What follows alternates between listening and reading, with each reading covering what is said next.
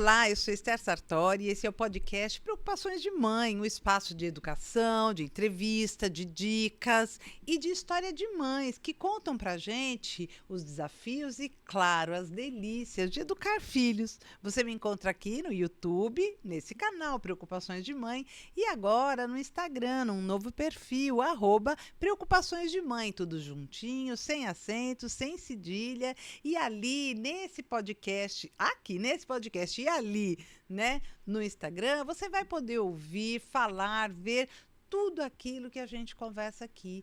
Poder ouvir é muito bom e, aliás, ouvir é uma coisa muito interessante. É sobre esse tema que a gente vai falar.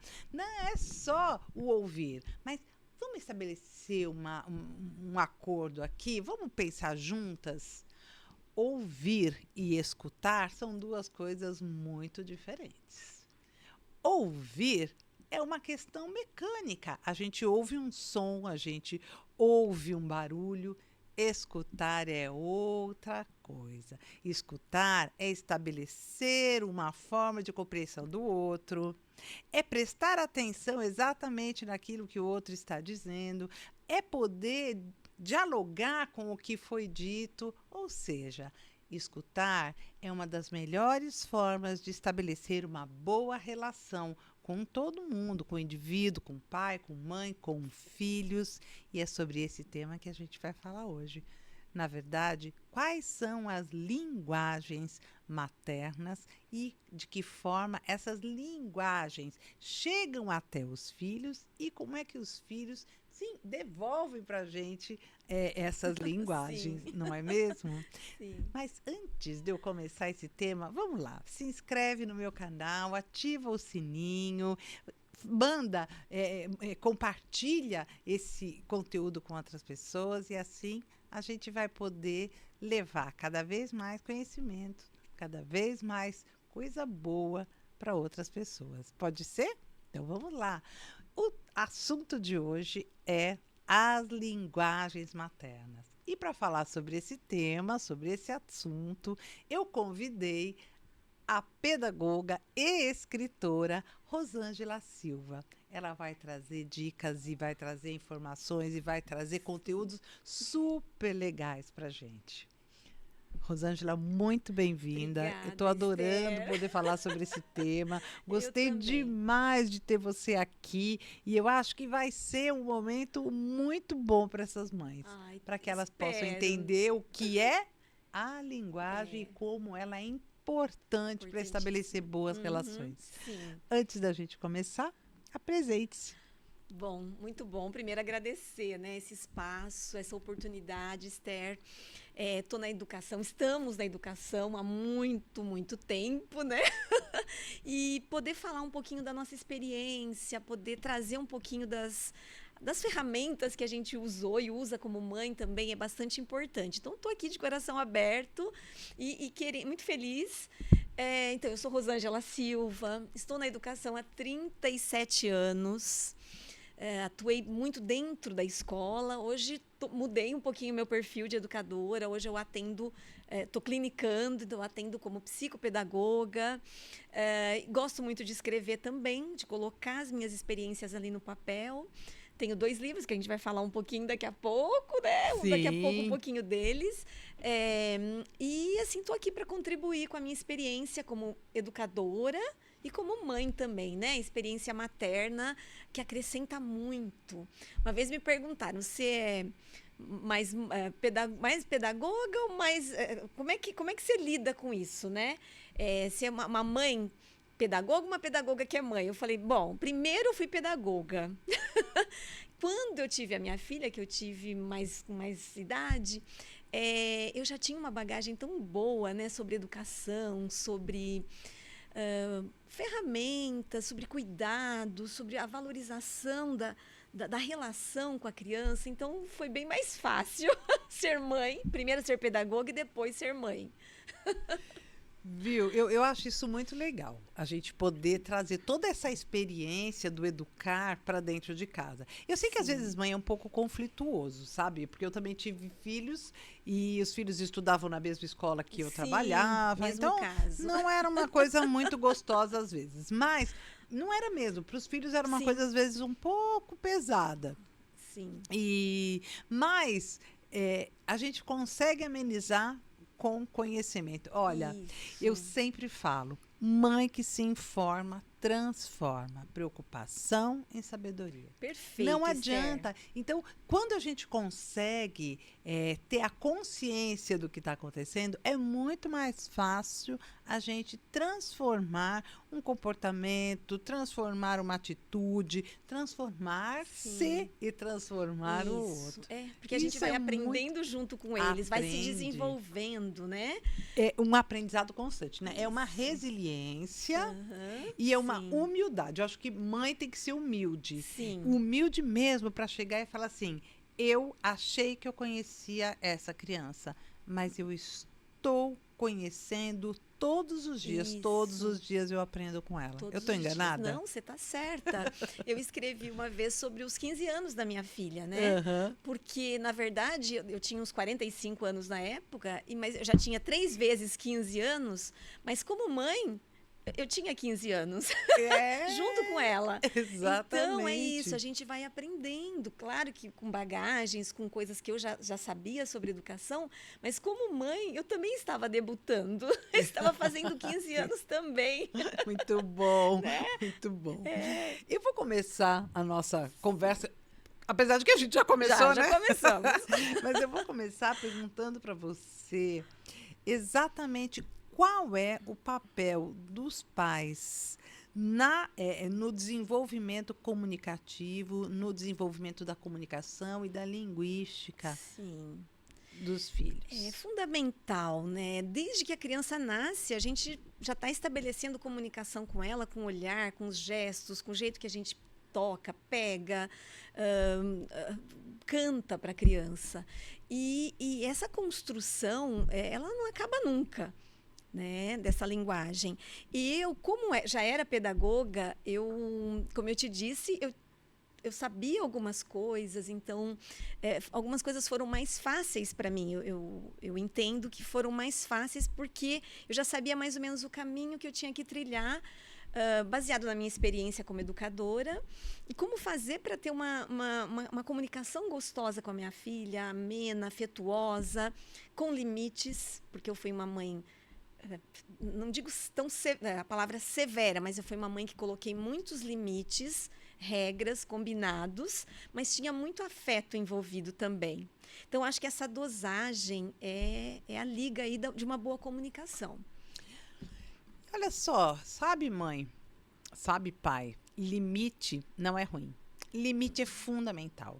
Eu gosto de deixar bem claro que a gente não impõe limites. Uhum. A gente ensina Isso. a criança a ter Vai os limites. construindo Isso é uma né? construção. Exatamente. Porque uma imposição sem uma boa explicação do porquê, uma imposição pela imposição, não tem efetividade. O impor é pesado. Sim, O construir junto, Sim. o estabelecer junto, isso faz com que a criança consiga, inclusive, regular-se, Sim. consiga controlar os seus próprios sentimentos, consiga entender que as coisas têm uma consequência. Com certeza.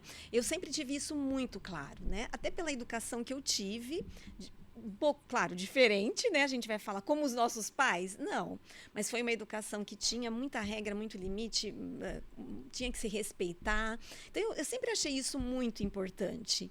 E com a Rafa foi também assim, regra, combinado, mas tinha muito afeto, tinha muita brincadeira, tinha muita ludicidade. E como a gente está falando, eu tinha uma experiência como pedagoga, eu sabia mais ou menos o caminho que eu ia e eu decidi muito apostar nas linguagens, né? Na linguagem do ouvir a criança, ou escutar, né? Como você falou. Eu acho que a gente tem que ter, porque, sabe, ouvir é ouvir mesmo. Sim, tá disponível, Tá né? disponível. De Não estar adianta você disponível, não. ouvir olhando para o celular, olhando para a televisão. Não, isso não atinge, isso Não atinge. não é verdade, não alcança. E parece que não, mas eles estão percebendo a sua desatenção, o seu Total. descaso, né? E isso mexe muito com a relação, isso estremece a relação. Então, tempo de qualidade, 30 minutos que eu tenho, são 30 minutos, eu vou fazer desses 30 minutos uma coisa encantadora, uma coisa que vai valer por 2 horas. Né? Então, assim, ouvir a criança sentar, estar junto. E eu sempre tinha uma mania, quando a Rafa começou a falar, eu comecei a anotar as coisas que ela falava, as coisas engraçadas, aquelas pérolas que a gente chama. Exato. Aquelas tiradas que toda criança tem, que são encantadoras, né? Aquelas falas. Eu tinha um caderninho que eu anotava. E você sabe, essa coisa da atenção, do ouvir, ela chegou... Coisas que ela falava assim, você não vai anotar isso, mamãe? Chegou uma época que ela não vai marcar. Porque assim, ela percebia que naqueles momentos eu estava ali inteira, estava ouvindo a ponto de falar, nossa, que bonito isso que você falou, que interessante, que inteligente que foi isso, deixa eu anotar. Exato. Então, virou mesmo uma grande brincadeira que depois se transformou até num livro. Pois é. E a gente vai falar sobre esse livro, viu? Até o nome do livro tem a ver com essa brincadeira. Isso. Porque você sabe que essa frase enganosa, eu estou ouvindo com a orelha, não com os olhos. Eu não precisa sim. Você precisa olhar. Eu acho que todo o nosso corpo tem que estar ouvindo. Exato.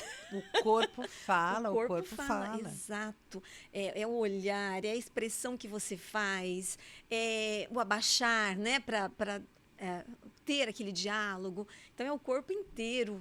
E até a resposta, né? Porque Isso. a hora que a resposta vem e você tem uma resposta que tem a ver com o que a criança falou, é muito interessante, é muito bom. A criança se sente validada, ela se sente pertencente, ela se sente bem mesmo com a situação. Olha, você ouviu e você olhou para ela para responder.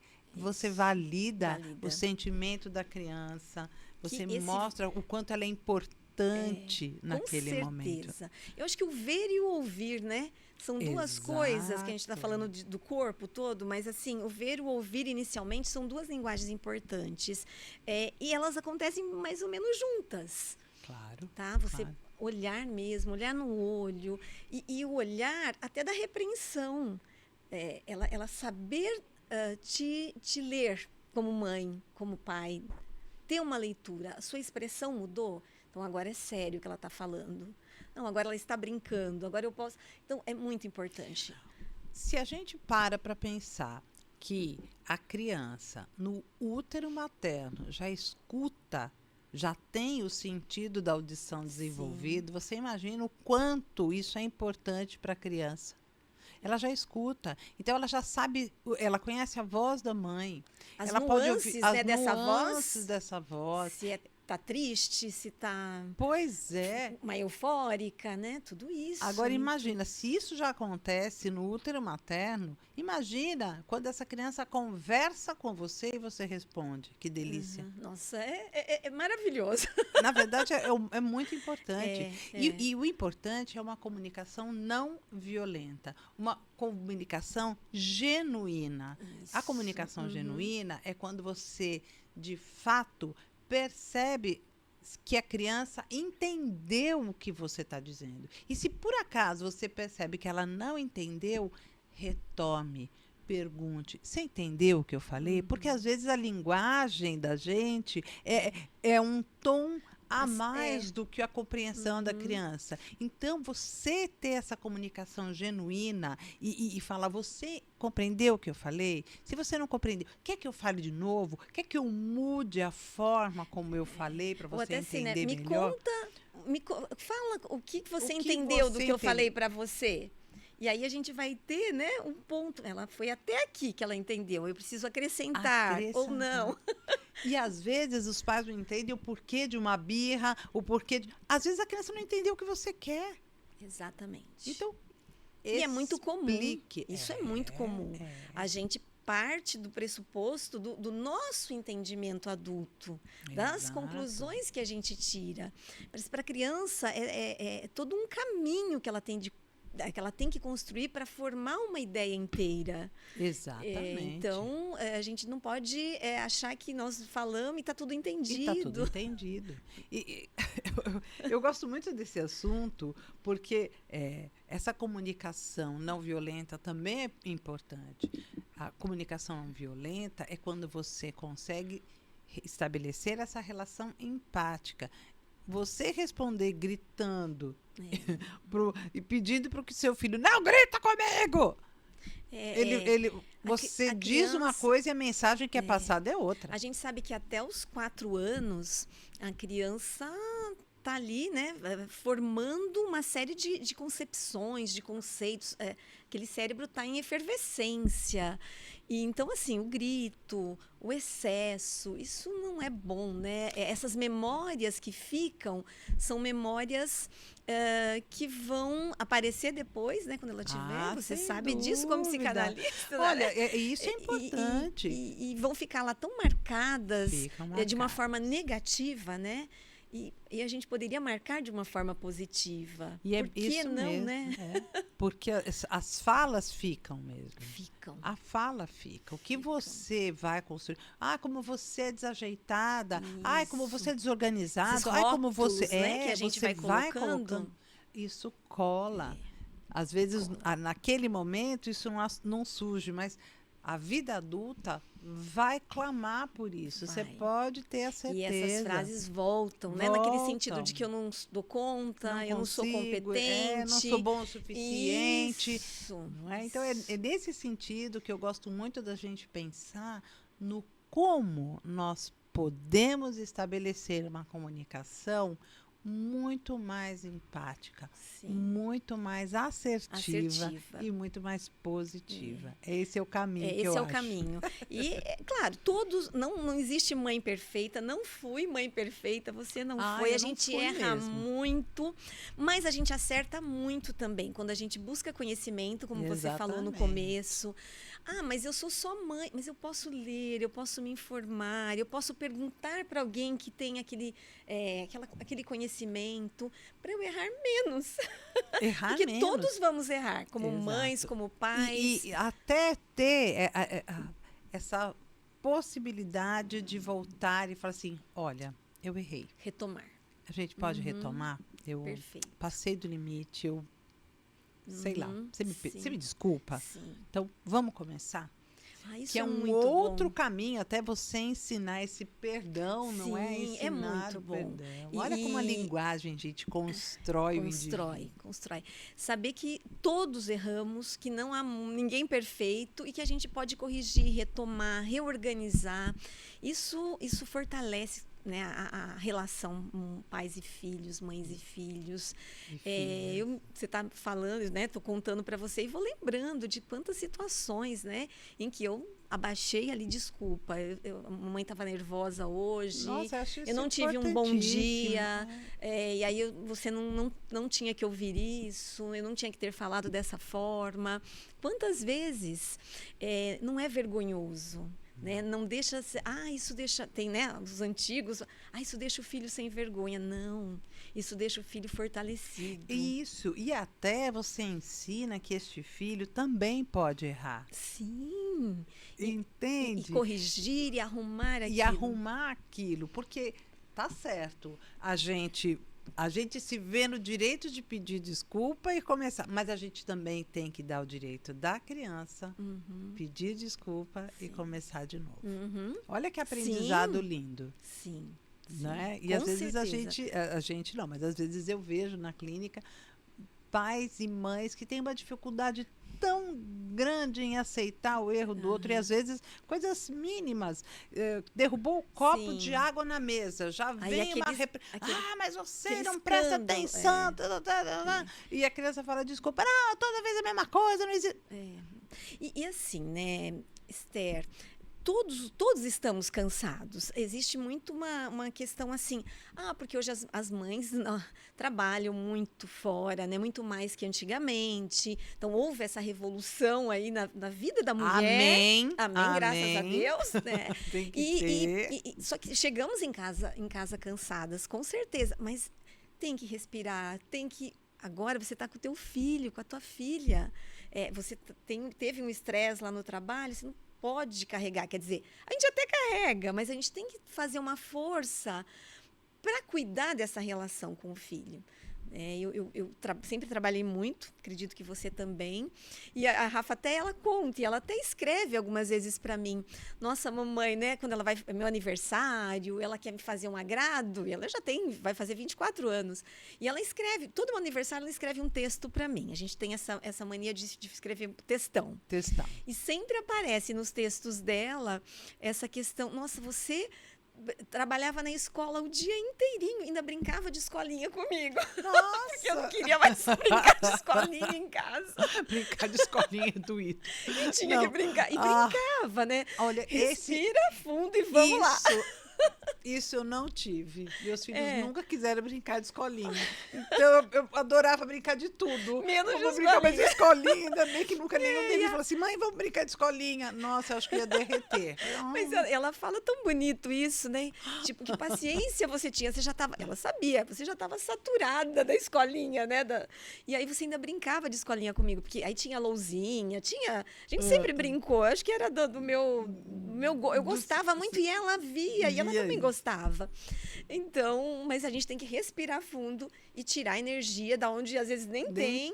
Mas são os 30 minutos que vão valer por muito mais, né? Por 2 horas, e coisas às vezes, olha, assim, 15, né? Às vezes 10 minutos, às vezes um jogo. Jogos verbais. Qualquer coisa. Né, falando da minha experiência materna, eu gostava muito de rima. Eu sou escritora, a linguagem para mim é uma coisa que muita rima, muita brincadeira de rimar com a minha filha. E isso, hoje ela é jornalista. Trabalha com a linguagem, com a comunicação. Então, assim, são frutos que a gente vai colhendo, claro, desses estímulos que a gente dá. Mas era muito... Eu tinha uma caixinha de poemas. E cada dia a gente tirava e lia um poema. Eu gostava muito de escrever bilhetinhos, colocar na lancheira dela. E eu estava lá na escola, porque, né, a gente tem os filhos que estudam junto. E uma coisa, todo dia no intervalo, ela deixava um pedacinho do lanche dela e levava para mim, na minha sala. Bonitinha. Então, são conexões que a gente vai fazendo com os nossos filhos. No meu caso, eu tinha essa possibilidade, né? Mas... outras e outras conexões que a gente pode fazer e manter, alguns rituais que a gente pode manter com os filhos. Todo aniversário, de repente escrever o textão, né? É um presente. Eu não quero presente, eu quero um texto, eu quero uma poesia. Enfim, são conexões que a gente vai construindo e que quando viram adultos a gente colhe tantas coisas bonitas. Exatamente. Você escreveu 2 livros que tratam exatamente dessas questões do papel da boa comunicação, né? Essa boa comunicação entre pais e filhos e filhas. Sim. O desenvolvimento dessa linguagem, como que essa linguagem acontece. Você separou esses 2 livros por períodos, né? Que eu vi aqui. Isso. Eu vou mostrar o livro para vocês, gente, porque é muito bom. Eu só não quero mostrar ainda porque o título é muito bom e ela vai ter que contar do título antes. Ai. E você trata exatamente desses tipos de linguagem. Você me coloca 4 tipos de linguagem, não é? Por que eu quero falar sobre isso? Porque os livros que você coloca, eles exploram exatamente não só o papel da linguagem, mas eles mostram como é fundamental a gente exercer essas 4 linguagens. Fala desse livro para nós. Então, muito, muito gostoso, né? Eu sou... Agora pode mostrar? Mostre o livro aqui para que todo mundo veja. Eu tinha Ovelete e Outras Criações. Eu tinha vários títulos. Mas eu gostei do Ovelete. Daqui a pouco eu explico por quê. Mas eu tinha um que era assim... Por que o céu acendeu? Né? Que um dia a Rafa estava tava chovendo, trovões, relâmpagos, e ela vira para mim e pergunta, por que o céu acendeu? Aí você dá uma aula de ciências, mãe, pedagoga. Começa, né? E assim, tinha... qual é o outro muito interessante também? Falas dela, né? Aquela música, para entrar na casa do Zé, tem que bater o pé. Eu não sou boa de cantar, tá? É uma musiquinha, é uma parlenda, né? Que tem na escola que a gente canta. E eu cantava para ela, para entrar na casa do Zé. Tem que bater a mão, tem que bater o pé, tem que dar uma rodadinha. Aí ela vira para mim e fala, mãe, na casa do Zé não tem campainha? Então, essa linguagem que eu... que é tão ingênua e, ao mesmo tempo, é tão original. É muito original. E, assim, eu estava atenta, eu estava ouvindo, eu me divertia. Aí, quando ela falava umas coisas dessas, eu ria, eu me divertia e eu anotava. Quando eu anotava, que eu acho que é uma outra... Está dentro das linguagens ali. Vem esse momento de você validar o que a criança fala, de você reforçar positivamente as coisas legais que ela faz, né? As boas atitudes, as boas falas, as boas ideias. Isso é muito importante também, né? Então, esse livro é uma forma, né? É para os pais, é para os educadores, é para os professores, porque, na verdade, eu escrevi como mãe, mas com a minha bagagem de pedagoga. Porque cada fase em que ela estava, por exemplo, a fase lá do animismo, né? Que é aquela fase em que a criança dá vida para as coisas. Essa caneta começa a ser um bonequinho com quem ela fala. Eu entendia quando ela virava para mim. Uma das passagens no livro é assim: ela está brincando com uma bandeirinha e ela cai, né? E aí ela fala que a bandeirinha quebrou. Dando vida para a bandeirinha. Aí eu falo, nossa, ela está nessa fase do animismo. Ela está dando vida aos objetos, às coisas que estão morrendo. Né? Exatamente. Então, interessante, como pedagoga, eu conhecia essas fases, porque eu já tinha estudado antes.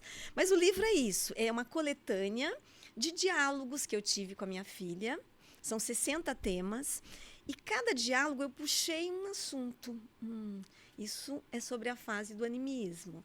Isso é sobre a fase freudiana. Ela está na fase, né? A fase fálica. Isso aqui eu posso falar sobre a importância da ética e da cidadania. Então, de acordo, eu fui separando todos aqueles diálogos que eu tinha, dentro daquele caderninho que eram inúmeros. Isso virou um livro. Aí, a partir daquele diálogo, eu fui separando em temas e escrevi uma reflexão sobre 60 assuntos ligados à infância. Então, aqui tem 60 temas, até os 6 anos, mais ou menos. 6, 7 anos, mais ou menos. Tá. E o Ovelete, eu estava falando do tema, né? Isso. É dessas historinhas dela, né? Mamãe, mas por que é Ovelete? Por que é omelete? Não tinha que ser ovelete, porque vem do ovo? E aí, eu me divertia com tudo isso, anotei. E daí foi o tema que eu falei, eu acho que eu vou nesse aí, Ovelete e outras criações. Tem um monte de outras, né? De outras ideias que me deram os títulos aí do livro. Mas aí eu optei pelo Ovelete e outras criações. Eu adorei muita esse nome. Criação, muita Adorei ideia. Que é muito ingênuo. O Ovelete isso. É muito... E a criança, ela é óbvia. Né? A gente é que complica as coisas. Exatamente. Pô, se é ovo, tinha que ser ovelete. Que a palavra é de origem francesa. Aí se a gente for filosofar e virar adulto, aí a gente não tem nada a ver, né? Mas para criança tinha que ser do ovo, é ovelete. E acabou. Acabou, é simples. Muito bom. É muito bom. É muito bom. E é uma validação mesmo das coisas que ela foi construindo, do desenvolvimento dela. Então, cada coisa que eu escrevia, cada coisa... A ideia era de validade, dizer, olha como eu sou esperta, olha como eu sou inteligente, olha como eu sou uma menina atenta. Tinha uma intenção por trás disso, né? Que era trabalhar mesmo essa autoestima dela. Nossa, isso que eu ia falar. A hora que você começa a permitir, a ouvir o que a criança fala, você automaticamente está validando essa autoestima, validando o que essa criança traz para você. Exato. E isso dá segurança, né? Dá segurança para que ela possa vir... Se arriscar. Isso. E outra, até trazer temas que Sim. poderiam causar um constrangimento Isso, para elas. isso. Essa Entende? abertura, Esther, foi muito boa, né? Eu fui uma mãe solo, né? Mas eu nunca deixo de falar do meu entorno. Eu tive muito apoio do meu entorno, né? Da minha mãe, das escolas, da escola onde eu trabalhei na época, eu trabalhava, de amigos. E esse validar, né? Que eu entrei nesse assunto para dizer assim, como é importante a minha relação com a Rafaela, como isso fortaleceu, tá? Esse foi o caminho que eu encontrei. Cada família tem os Vai seus caminhos. encontrar De o seu, repente, é a claro. culinária. É ir para a cozinha todo domingo, todo sábado e montar uma receita e construir. Você vai construindo a relação com o teu filho. O outro é andar de bicicleta. Né? Então, a gente pode buscar caminhos. Eu encontrei esse caminho de anotar, de validar as coisas que ela falava, de apostar na linguagem dela, nesse desenvolvimento linguístico. E Rafa sempre me contou tudo. Tudo. Né? As amigas falavam, nossa, mas você conta tudo? Você contou isso para sua mãe? Contei. A minha mãe vai me dar, vai dizer se isso é bom, se não é. Enfim, do jeito dela, né? Não era, mas contava tudo, todas as primeiras experiências. Então, eu acredito que foi essa relação de confiança mútua que ajudou nessa construção, exatamente. né? Eu acredito. Da mesma forma que escutar e ouvir são coisas diferentes, né? Você está entrando num tema que eu estou gostando muito. Vamos falar, hein? Tá na hora de você se inscrever no meu canal. Sabe por quê? Só coisa legal. Vai lá, se inscreve, ativa o sininho, compartilha, curte. Assim você vai poder ter conhecimento de tudo aquilo que a gente está trazendo aqui, poder levar esse conhecimento para outras mães. E, claro, você vai ser notificado quando aparece um episódio novo do Preocupações de Mãe. Tenho certeza que você vai gostar. Eu tenho certeza que muitas mães vão ficar encantadas com essas histórias que têm tudo a ver com o cotidiano da criança e com o nosso cotidiano, o cotidiano das mães. Vai lá, se inscreve no meu canal. Olha, da mesma forma que você está falando, né? Do ouvir e de escutar como coisas diferentes, que a gente já estabeleceu essa diferença. Olhar e ver também são coisas diferentes, não sim. é? E no seu livro você fala dessa importância da linguagem do ver. Isso. Que é essa linguagem do ver? Primeiro, eu acho que é tanta coisa, né? Mas assim, é parecido com ouvir, né? Você está com o teu filho, você está ali sentado, mas você só está escutando, você não está ouvindo. E às vezes você está ali com o seu filho também, você está olhando, você está vendo. Olhar, ver. Eu acho que assim, você tem que aprofundar. O seu enxergar tem que ser, no meu ponto de vista, tem que ser um pouquinho mais profundo.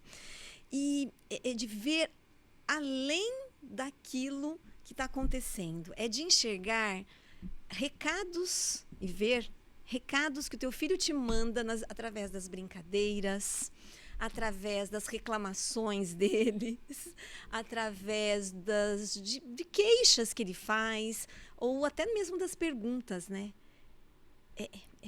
Se aprofundar nessa relação, para você conhecer de verdade quem é teu filho.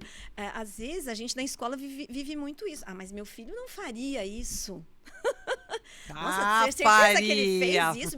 Porque você não sabe quem é teu filho, porque você enxerga um pedacinho apenas dele.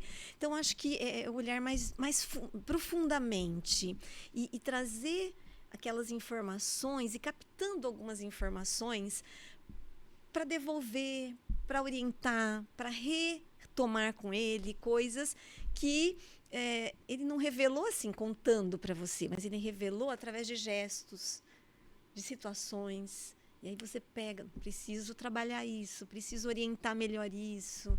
Olha, você está falando, eu estou pensando muito desse ver, né? Eu adoro essa frase, eu vejo você. Olha que interessante. Eu acho que quando a gente dá essa ideia do eu vejo você, a gente oferece uma autoria ao indivíduo. Eu estou vendo você.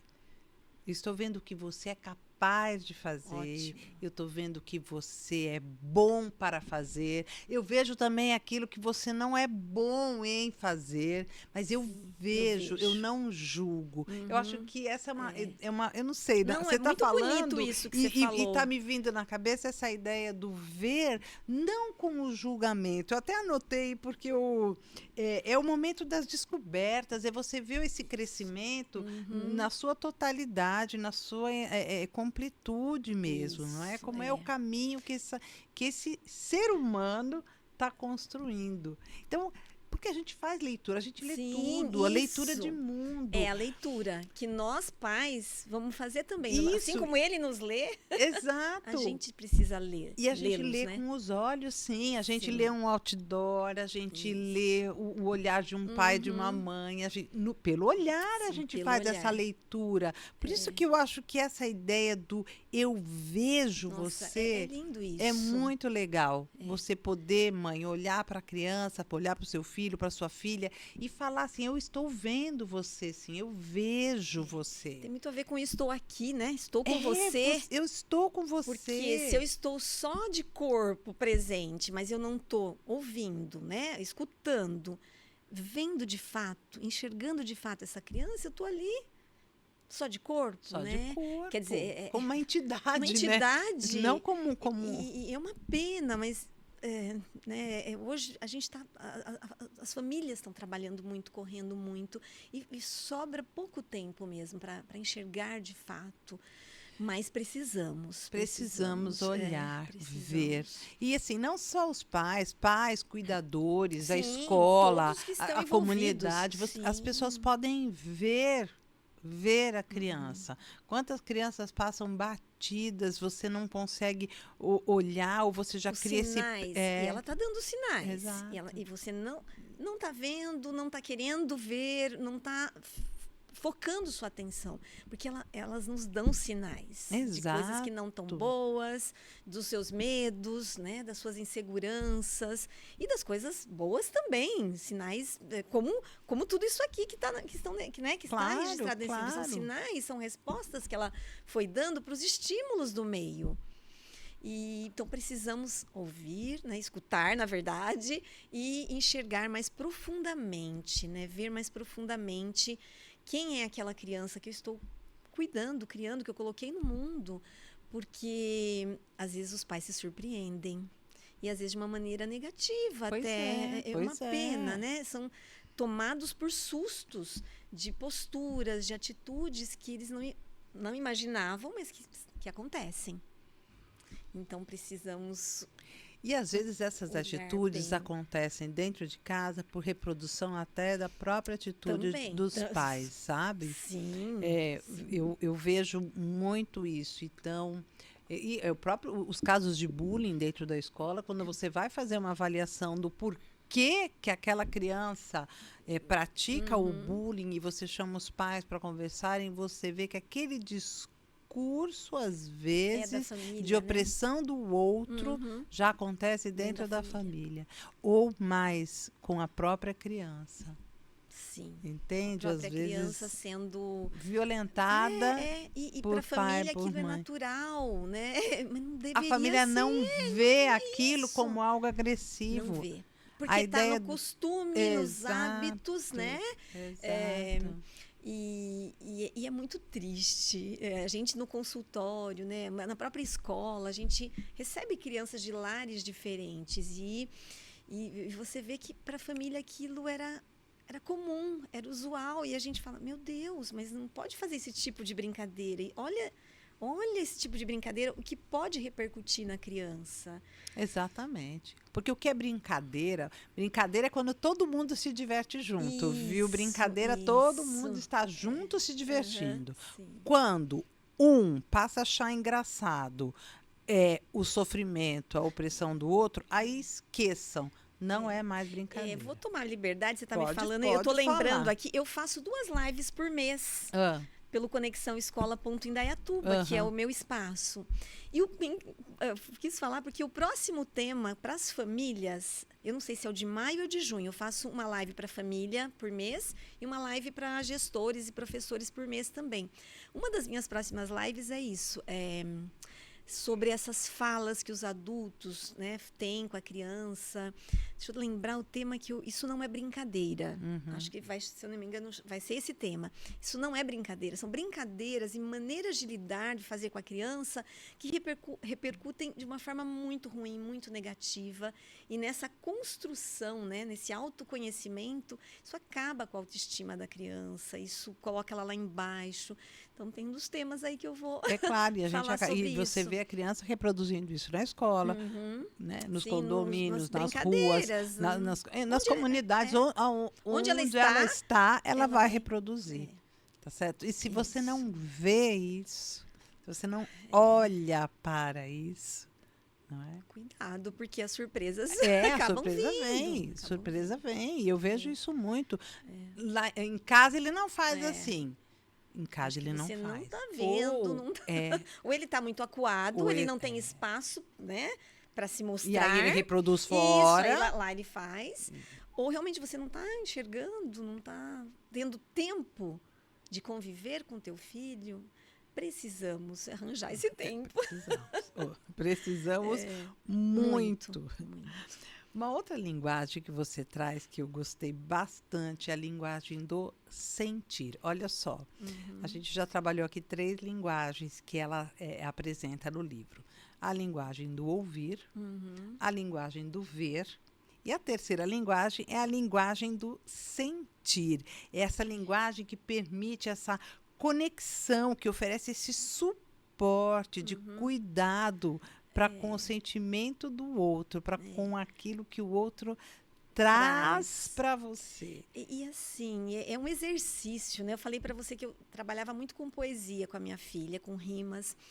Essa sensibilização que é de ler a história, de ler uma história, de ler uma poesia, de olhar um pôr do sol e falar, uau, que coisa mais linda!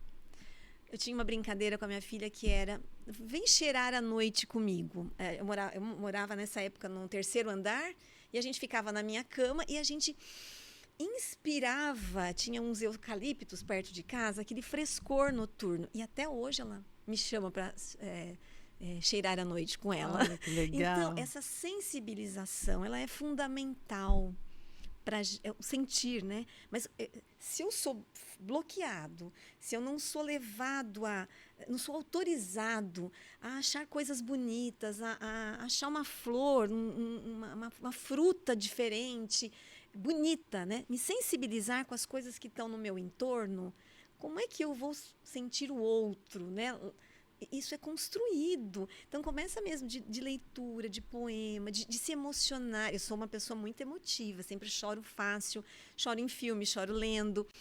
Essa sensibilidade que a gente precisa mostrar. Olha, eu choro. Olha como isso me sensibiliza. Está muito junto aí nesse sentir. É mesmo. Agora, você está falando, pensa, né? É você validar aquilo que o outro traz, aquilo que a criança traz. Essa linguagem do sentir, ela é uma linguagem importante, porque a história de, menino não chora, menino chora, menino chora sim. Menina não grita, menina não abre perna para sentar, menina abre a perna para sentar, sim, você vai ter que ensinar ou não, isso também, sentar bonitinho ou não sentar bonitinho, você vai criando padrões que fazem com que aquela menina seja uma criança ou um menino, seja construído sem a emoção do chorar ou sem a emoção... Como até assim? A menina do enfrentamento, da coragem de pegar e fazer uma coisa. Isso. Porque assim, eu posso sim lutar pelo que eu quero. Eu posso sim ser o que eu quero. ter o que eu quero. Né? Eu não preciso depender de ninguém para isso. Então, essa validação do sentir é tão importante. É tão importante. Não é? Isso não pode ser tirado de ninguém. E é menina não faz isso, menina não sobe, menina sobe em árvore sim, menina pode mesmo ter umas atitudes mais bruscas quando ela se sentir acuada, por que não? São ensinamentos, né? E começa assim nessa sensibilização que depois leva a gente, né, a autorizar a fazer essas coisas. Mas eu sempre também achei importante sensibilizar, né, mostrar o belo que não é o dinheiro que compra, o belo que está aqui na natureza, que está aqui na minha frente. Essa sensibilização é fundamental. Faz parte também desse pacote, Claro, né? dessa regulação Isso, emocional. A exatamente. gente tem que ensinar isso. E aí eu tenho passagens, né? Também tá, acho que tá nesse aqui. Falar dessa sensibilização, a gente estava passeando. Eu gosto muito de sítio, de mato, de bicho, e a Rafa também gosta disso. E a gente estava passeando no sítio, eu estava atrás, ela estava na frente com a minha mãe e eu mais para trás, caminhando, fazendo caminhada. Ela volta, tinha uns 6, 7 anos, ela volta correndo me buscar. Mamãe, corre aqui, venha ver que coisa mais linda. Aí eu fui, né? Tinha um mataburro. Eu olho, era uma cena linda. Era uma árvore, uma pedra, as raízes da árvore abraçaram uma pedra. Era uma pedra enorme que estava encostada na árvore, mas aquele abraço mexeu tanto com ela, olha, era algo da natureza, a ponto de ela vir me buscar para eu ver aquela poesia, porque aquilo era uma poesia. Uma poesia concreta, de uma árvore abraçando uma pedra e todas aquelas raízes abraçando aquela árvore. Eu escrevo sobre isso, porque como é que você quer que cresçam crianças e pessoas que tenham empatia, que cuidem do outro, que enxerguem o mundo de uma maneira bonita, se você não mostra esse bonito que está ali na sua frente, escancarado? Então, eu fiz um trabalho, modéstia à parte, de sensibilizar, de falar, isso é bonito. Rafa chegou a ganhar um concurso aqui de fotografias aqui da cidade. Ela estava com o pai, também conto essa passagem aqui. Ela estava com o pai na Praça da Liberdade.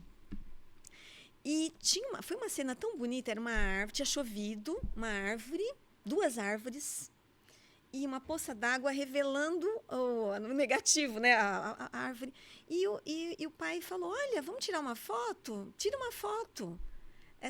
Essa foto foi premiada. Árvores gêmeas, irmãs árvores. Você vê a sensibilização? Quer dizer, não estou falando... Agora foi o pai, dessa vez foi o pai que estava com ela, que chamou atenção para algo da natureza, algo belo. Depois veio um concurso, aquela foto foi encaminhada e ela foi premiada. Tem a validação, que é uma validação. No caso ali, a validação foi o prêmio, mas nem era a intenção do pai que ela participasse de um concurso. Não, mas a validação da ação, a validação do sentimento, isso é então, importante. Eu acho que o sentir está muito atrelado a sensibilizar essa criança. E sensibilizar é cuidar também. Às vezes as pessoas têm uma ideia de que você vai deixar essa criança cheia de frescurinha, cheia disso aqui. Não, gente, é uma forma de cuidar também, é uma forma de olhar para o mundo. Isso. Não é? São várias coisas, e são vários tabus. Que o mundo é bonito, né? Porque a gente tá tão feio, né? Na verdade, tá tão feio. Guerra, mortes, insegurança. Mas a gente não pode, trabalhar o crescimento de uma criança pautado nas coisas ruins, né? Pautados nas coisas ruins. As coisas ruins fazem parte desse mundo, mas tem tanta coisa bonita. Mas é mesmo, é luz e sombra, não tem o que fazer, a nossa vida é isso. É isso, né? É o bom e o ruim, é a luz e sombra, a gente vai ter que acostumar com essa realidade, né? Vai ter que pensar nisso. Aí tem que ensinar sobre segurança, tem que ensinar a se defender, claro que tem. Né? Esse mundo não é tão bonito assim. Mas tem que ensinar também a aceitar o diverso, aceitar o outro da forma como o outro vem. Aceitar as diferenças é tão importante. Eu vejo essa intolerância acontecendo de uma forma tão terrível, bruta, né? A intolerância, uma dualidade o tempo todo. Sim. E, gente... A poesia mesmo some nisso, né? Exato. A poesia some nessa bagunça. Mas eu ainda afirmo, é o papel da família, o papel da sociedade que a gente mostre essas belezas. Autorize esses sentimentos. Se ela pode chorar, se ela pode lidar com os defeitos dela, aceitar os defeitos, ela aceita do outro. Né? Se eu não trabalho isso, se eu não sensibilizo, se eu não mostro, como é que eu quero que ela né? Seja uma pessoa que vai ajudar o mundo a melhorar. Sem dúvida, sem dúvida, sem dúvida. Essa linguagem do sentir, essa linguagem da validação das emoções, não é? Tanto para a criança quanto para o adolescente, ela acaba mostrando que é mesmo saudável sentir, expressar emoções. Né? Ao mesmo tempo que é saudável o isolamento, você quer ficar introspectivo, Sim, pode também. Também. São várias coisas que a gente tem que olhar. Mas, ao mesmo tempo, como é que a gente... e essa é uma questão que a gente tem visto muito. Como é que a gente lida com a birra no meio dessa bagunça, como sentimento? Não é fácil, né? A birra é um meio um pedido de socorro ali, né? É um pedido de socorro no sentido assim, queria tal coisa e não tive, então agora eu vou me esgoelar para chamar atenção, para tentar obter aquilo. E a frustração, ela educa muito, Nossa, ela é muito importante. Adoro frustração, sabia? Eu também. Vale a Eu falo pena, que eu fui uma viu? mãe que fui solidária com a frustração. Olha, Ai, hoje a Rafa, olha, mãe, não vou fazer isso com meu filho. Mas assim, a frustração bom. faz você crescer, você ficar forte, você tentar de novo. Então, autonomia. A frustração faz você buscar formas de conseguir de outra maneira uma coisa que desse jeito da não deu certo. forma que você está fazendo não deu tá dando certo. E realmente a birra é um pedido, sim. Às vezes essa birra acontece porque o pai não ouviu direito, não viu direito ou não sentiu direito, né? A criança. Eu vejo por essa perspectiva. Sim. Às vezes os pais não conseguiram falar, e falar é estabelecer quais são as regras para as coisas. Então, não conseguiu falar, a criança não está ouvindo direito e você não está ouvindo direito. Isso. Não conseguiu ver direito, ela vai tentar um outro caminho.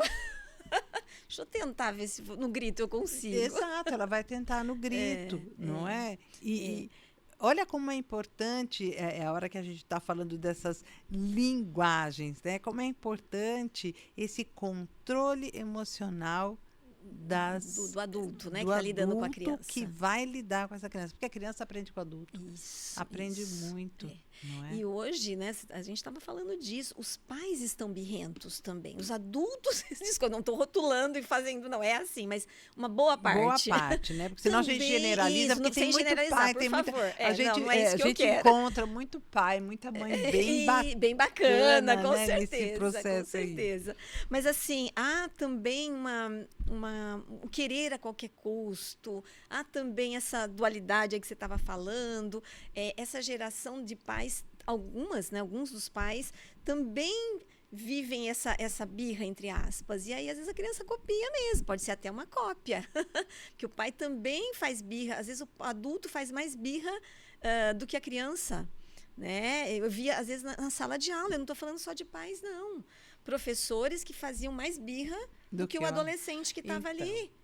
Acabava Meu Deus, assim. Quem é o adulto da relação? Exatamente a pergunta. Da mesma forma que a sala de você pergunta, eu pergunto para os pais. Quem é o adulto dessa relação? Sim. Porque se você vai bater o pé junto com o seu filho, você não vai conseguir nada com a sua filha. Vai dar um péssimo exemplo, né? Péssimo exemplo. Às vezes eu vejo uma disputa de poder entre pais e filhos de uma forma tão infantilizada. Uma briga que parte para ficar no mesmo nível. No mesmo nível. Isso que você transcreveu isso assim, falou muito bem. Nesse sentido, fica tudo igual, né? No mesmo nível. E o adulto é quem é o orientador, é a referência, é o modelo.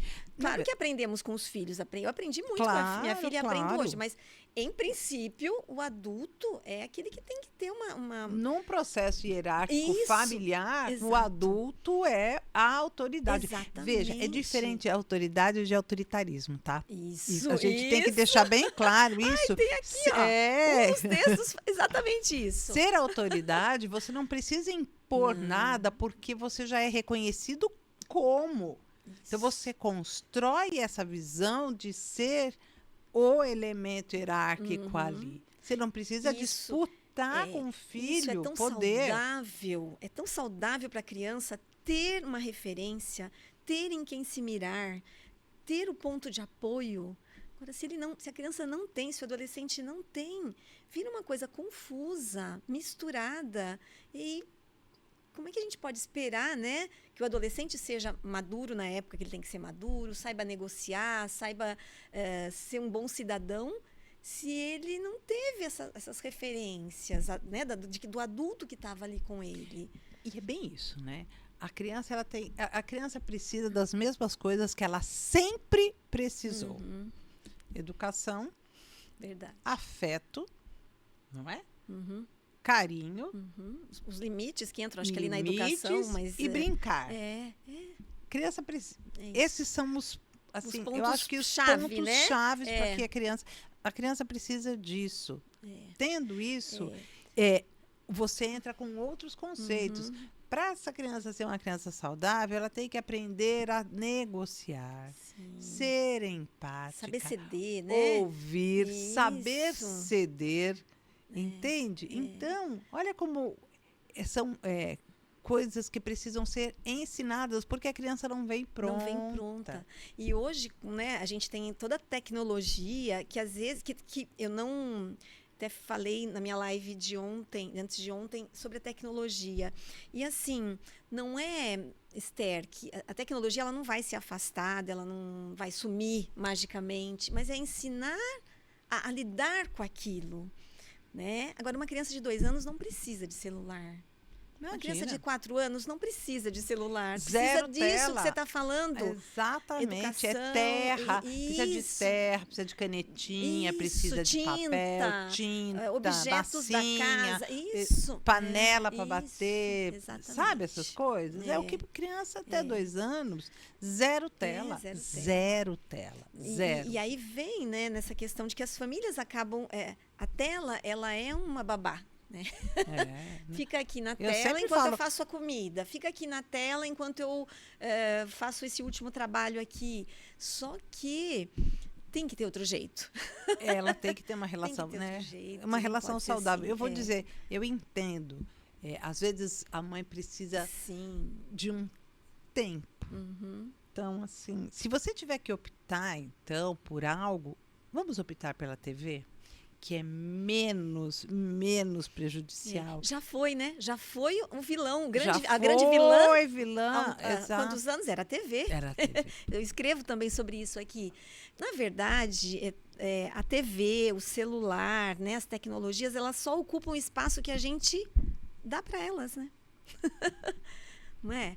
Porque se eu vou brincar, se eu ponho umas panelas no chão, se eu ponho uma panela d'água, um monte de copo, minha criança vai brincar muito mais, vai experimentar coisas manuais, sensoriais, né? Exatamente. Dúvida, experimentar o mundo, ler o mundo. Não precisa ser o celular. Põe um balde d'água, um monte de panela, de coisinhas lá para ela encher. Gente, que delícia, um pouquinho de Tem outro caminho.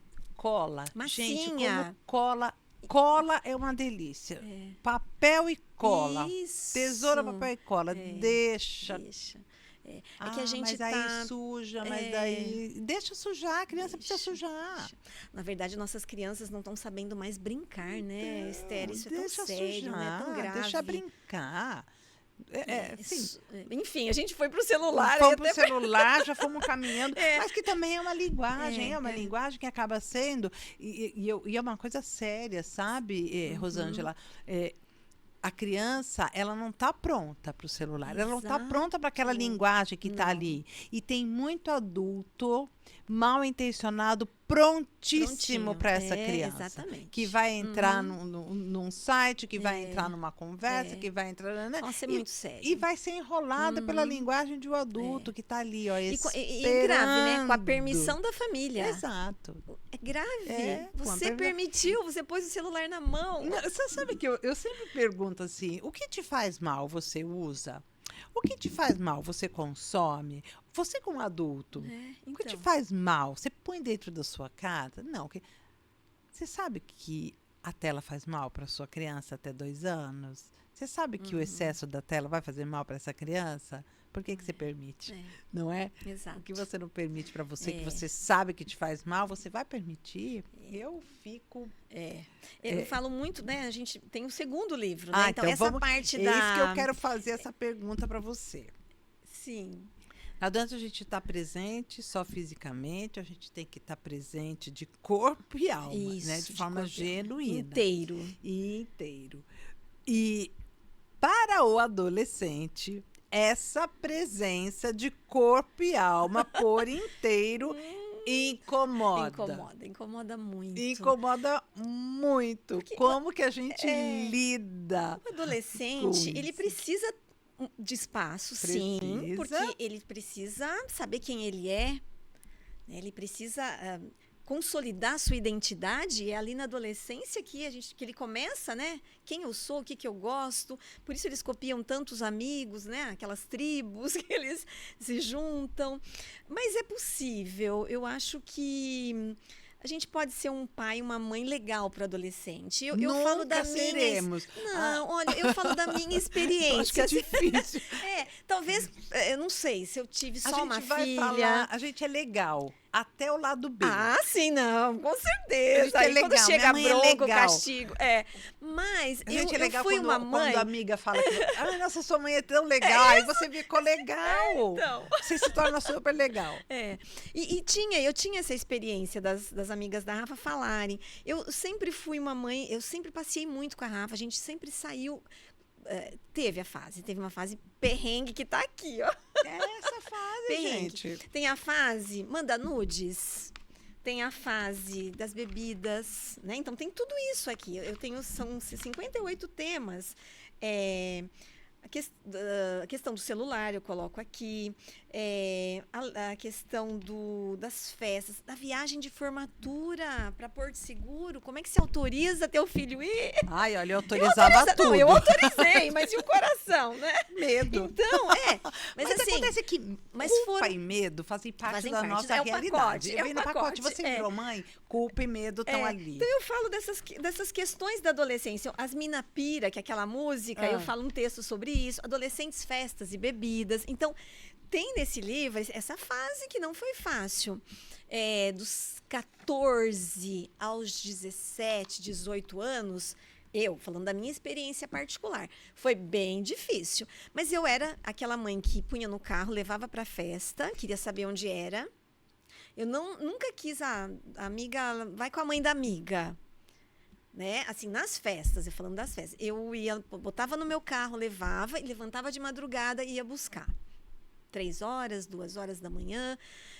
Essa experiência eu tive e assim foi muito bom, porque eu via com quem ela estava, onde ela estava, como que ela voltava da festa, porque bebia. Imagina, nunca, né? Nunca ela bebia. Mas tinha muita orientação, tinha aquela orientação, não pega do copo de ninguém, não deixa seu copo largado, tudo aquelas coisas que eu tive... Toda mãe fala, meu Deus, toda mãe fala. Vem no clichê, dali é um clichê, vem no pacote mãe. Por outro lado, eu participei muito da adolescência da Rafa. Ela participou muito, assim, eu ia passear com ela, ia em festa. Amigas me chamavam, eu ia na festa junto. E teve uma época que eu comecei a levar ela nas minhas festas, assim, estava junto. Então, começou a amadurecer para algumas coisas, e eu sempre na orientação. Mas dos 13 aos 18 foi bem conturbado, sim, como toda adolescência. Como toda, porque a gente sabe que assim, o córtex frontal não está pronto. Não está pronto. Assim, então, a inconsequência, a imaturidade, ela está ali. Não pronta, adianta né? Não você tem querer... O planejamento não está pronto, né? Não tem essas habilidades. Não tem. Então, erra, faz muito de besteira. Faz. Mas eu acho que o importante é dizer, estou entender aqui. A responsabilidade daquilo mesmo. Sim, para muita coisa, para muita coisa conseguem compreender, tem a consciência. Mas outras não. Não consegue, não está pronta. Não está pronto. E hoje a gente sabe que a adolescência, né? A gente achava que era até 18. Não, hoje 27, 20. Para o córtex pré-frontal está pronto, 27 anos, 25. Então, como é que você pode esperar que vá ter uma responsabilidade como a sua? Não terá. Não terá. E assim, isso somado, porque soma isso, né? O cérebro não está pronto. Com uma falta, muitas vezes, de orientação, de limite, prato de regras. feito. Aí desanda mesmo. Prato Então, feito. pelo menos, o córtex não está pronto, mas algumas coisas nós vamos estabelecer. Aí Isso que entra pode, a questão isso não pode. as regras. É Isso. aí que a gente vai. Não, tá Isso eu pronto, acho- então eu isso, mas- entendo. Porque é uma proteção, né, É Esther? Como é que você solta o seu filho que não está com o córtex pré-frontal pronto? Você solta ele ali na noite para bebida, para droga, para o sexo de qualquer jeito, porque precisa de orientação para isso, né? Para a parte da sexualidade, que isso Com também está aqui certeza. no livro, esse amadurecimento do corpo, o momento, né, de começar a iniciação sexual, tudo isso é na adolescência. E aí, então, regra, limite, combinados, isso não faz mal para ninguém. Pra ninguém. Não faz mal. Pra ninguém. Agora, demanda uma energia da nossa parte, como pais, a gente precisa estar atento e ter energia para isso. Sabe, mãe, pai, sabe, família. Isso não quer dizer que você tem que estar disponível para o seu filho o tempo todo. Ele também tem que ter, os pais têm que ter o momento deles. Sim, Não é? com certeza. Então, a gente tem que estabelecer as regras, os limites, até para isso. Para mostrar, olha, aqui, agora, neste momento, é o meu momento. Aprender, Sim, com até certeza. para que os próprios filhos saibam que eles precisam conhecer os limites deles também. Também. Conseguir elaborar isso. E você sabe que a gente vê hoje, principalmente as nossas famílias, as famílias brasileiras, assim, a gente fala da nossa realidade, né? Sim. E a gente vê uma realidade de muita pobreza, uma realidade de mães tão desinformadas quanto os próprios Muito, filhos. A gente vê as gravidez Precoces, surgindo né? precocemente. Então, a gente passa por todos esses momentos. Sim. Educar os filhos sem ter a consciência do que é educar ou a condição, porque às vezes a condição também não Também, existe, sim. né? A gente tem uma Sim. sociedade bem construída por desfavorecidos. Sim. E essas linguagens ficam perdidas. Ficam perdidas. É muito triste, né? Eu fico entristecida, mas a gente sabe que também a gente tem. Você falou, é uma sociedade muito desigual, né? Com oportunidades muito diferentes para as pessoas.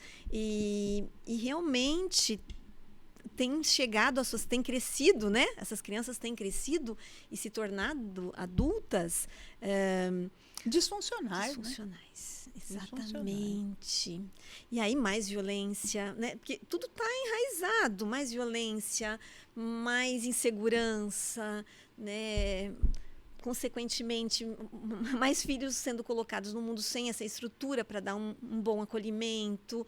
Então, é muito triste tudo isso. Eu fiquei imaginando que, à luz dessa realidade nossa, não é? E hoje a gente consegue ver alguns programas que tomam iniciativas de orientações parentais de uma forma mais efetiva, né? Sim. E eu acho que, sabe, buscar ajuda é fundamental, mãe. Hoje você tem programas que você pode procurar.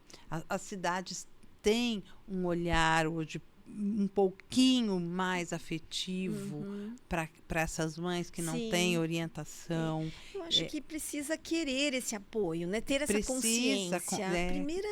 Primeiramente, é uma consciência, né? Estou precisando de ajuda e vou buscar essa ajuda. É exatamente isso, né? Você poder cuidar dessa saúde, essa saúde mental da mãe. É fundamental, né?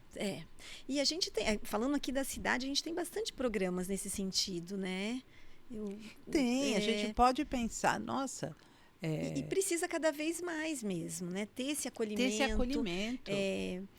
Essa aldeia mesmo, né? Cuidando uns dos outros, né? Umas mães das outras, umas famílias das outras. Acho que isso é bastante importante.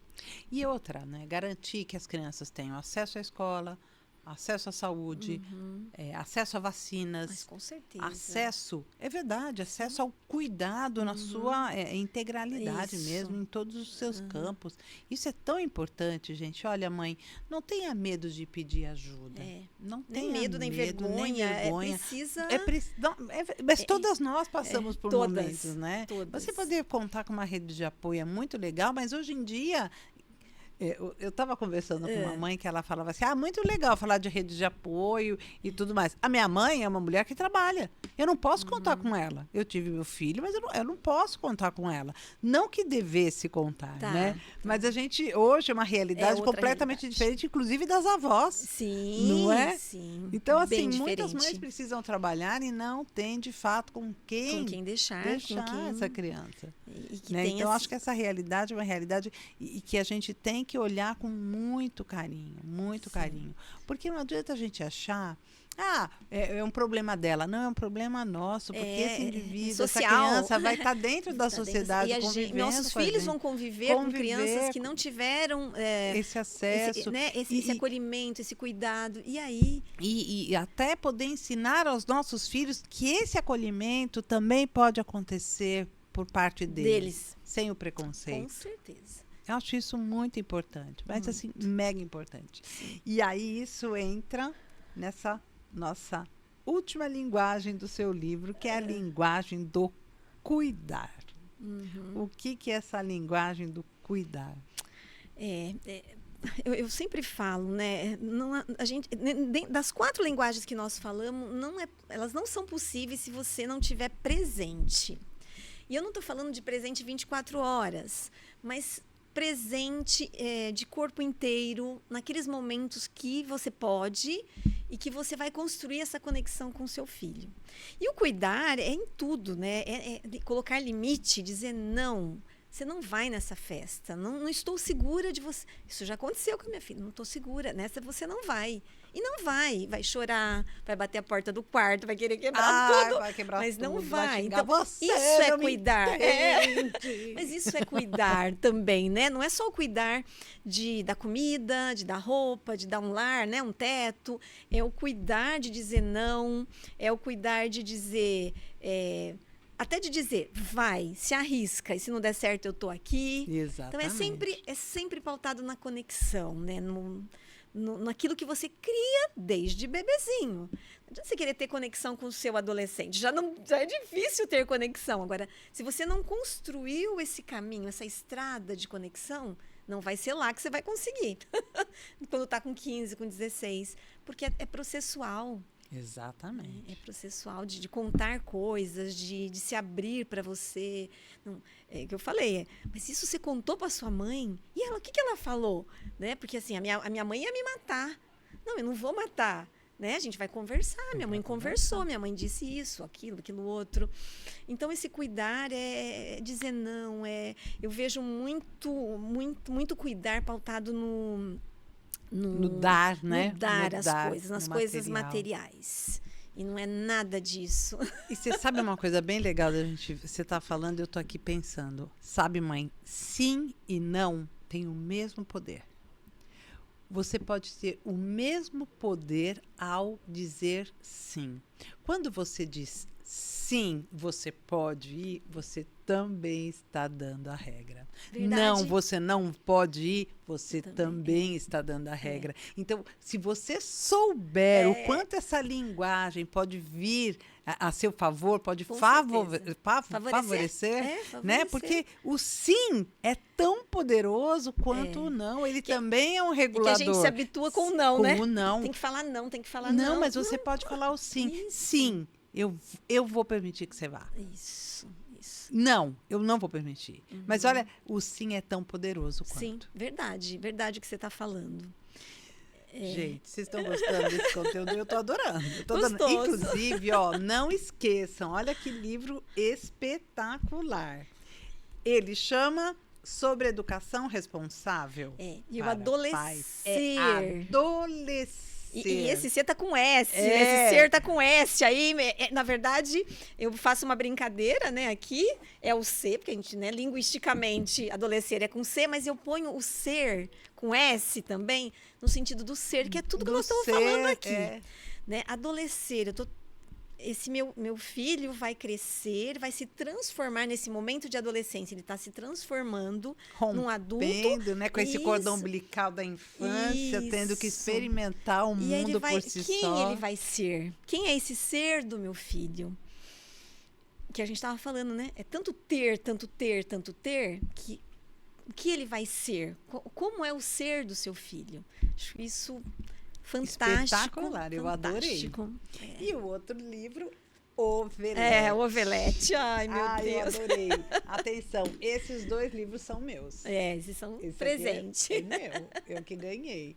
Vou ler com muito carinho. Ai, que gostoso. Vocês gostaram? Então vamos lá, se inscreve no meu canal, ativa o sininho, compartilha. Eu tenho certeza que muita gente vai adorar esse papo que eu tive aqui. Papo de mãe para mãe. Mães pedagogas, mães escritoras que estão falando do cotidiano, do dia a dia de mães. Aliás, mães como vocês. Sim, cheias de defeitos.